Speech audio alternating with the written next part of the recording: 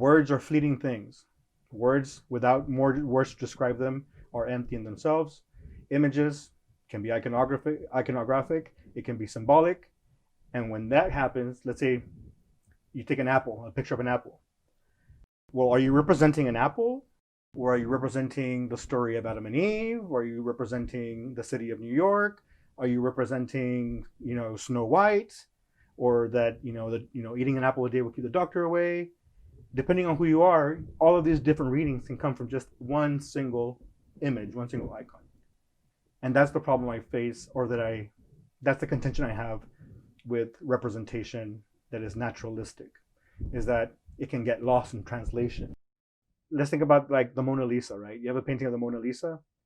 The only reason why we know that it's famous and it's expensive and it's, whatever you want to call it, is because we have historical context and we had people to decide that, hey, this is an important painting.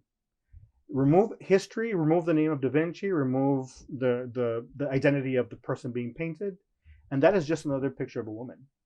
It's not any more important or less important than any other picture of any woman. I mean, there's my grandmother right behind you.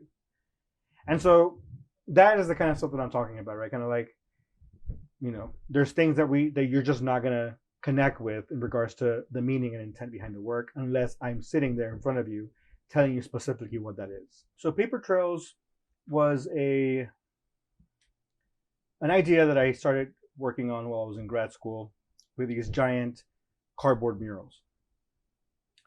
They would be pieced together. I would paint the composition. And the idea was that it was like a portable mural because you can remove them from the wall and then go and reinstall them somewhere else.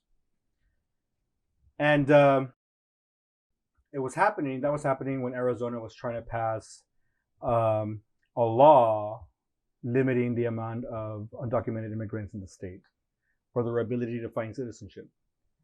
And so paper trails for me was thinking about what it meant to work with paper as a material, but how paper also tends to govern a lot of the things that we do in our daily basis. Oh, you need a vaccine record on paper to get your kid into school. You need your documentation to prove that you're a citizen in this country. You need your papers. I lived on the border for my formative years all the way till before for college. And when you live on the border, and people don't know this unless you've been to the border, is that there are checkpoints within the United States that you have to confirm with the Border Patrol and tell them I am a citizen to let you go northbound anywhere from the border. There's also this idea of like the word and the image playing a major role in the way that we spread out stories. And history books are stories, religious texts are stories.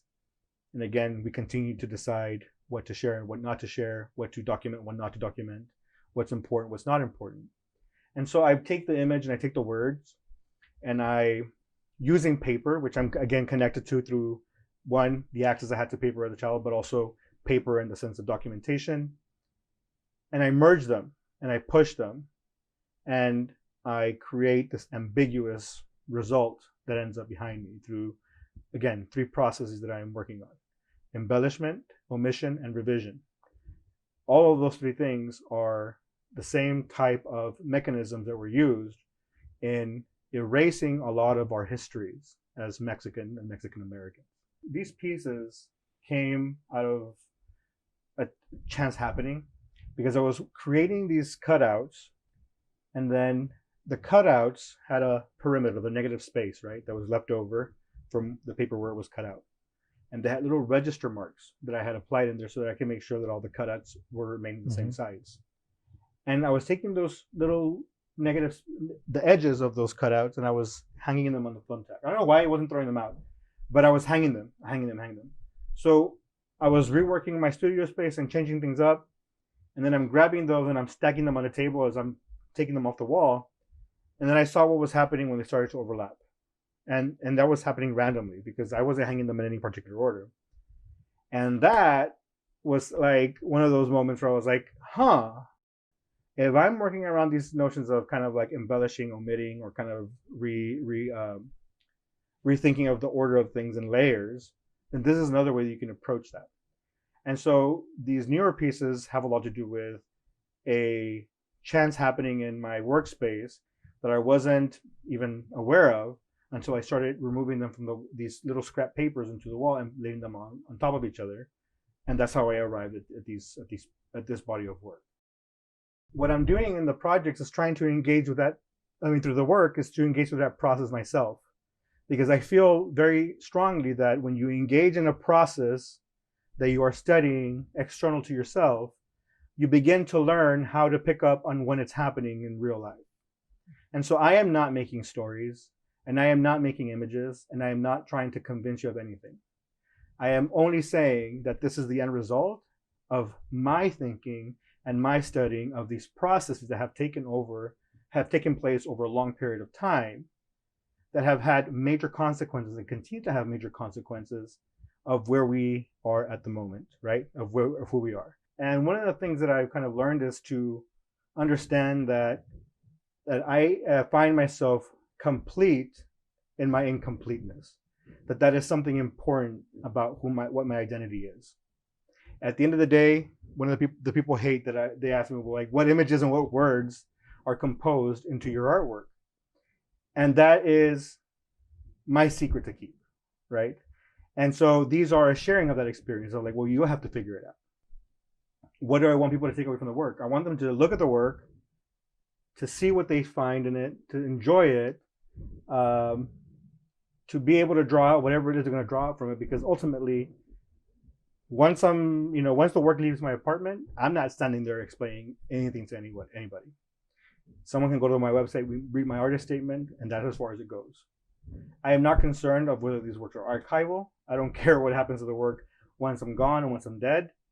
I'm not trying to influence people to think one way or another through the artwork itself, because what I'm trying to do is to push away from situations and circumstances that say, this is the way you should do things, or this is the way you should think about certain subject and topics, because each individual should be able to pursue those thought processes on their own and to find to their own conclusions on their own, so long as they're not harming anybody. One of the things that I tell students at the beginning and at the end of the class is everything in our world has been created. Everything in our world at some point has been recreated. And every day that we engage with our world and the way that we react to the world is recreating the world on a daily basis. I was like, so to say that you don't know how to be creative is false, because there's things that you do on a daily basis that it is a moment of creation, even if it is something that is mundane and quotidian, right? Kind of like part of your daily life.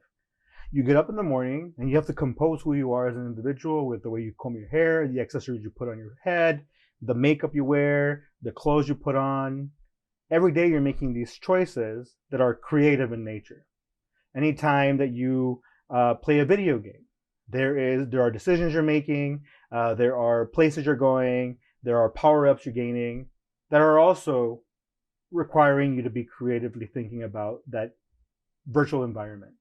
And so I always tell people, I'm like, if anybody here thinks that they are not creative, you're lying to yourselves, because whatever. And then I give them a certain project and I tell them at the end of the project, look, you told me that you couldn't make, you told me that you couldn't draw, and here you are making and drawing. So creativity, this idea of artistry, is not based on this notion that people are like born with specific traits that make them more creative. Anybody can learn how to make good art. Everybody can learn how to make or develop solid concepts. It's just a matter of how you engage with them. The football player that can design plays to be carried out in the field is engaging in a creative act. The chef that is putting together a meal, which by the way just activates so many of our senses, it's like an aesthetic fountain, is also engaging in their creative capacity as people. And I think that more people that knew that, the more possibilities were there to kind of understand the world around them and the way that they actually do act upon that world and the way that the world acts upon them. And I think that that's something that kind of goes over people's heads sometimes. Hey, the decisions you make ripple, and the decisions other people make ripple towards you. So it's kind of like having an awareness of that there is other people's creativity affecting you every single day is also an important thing.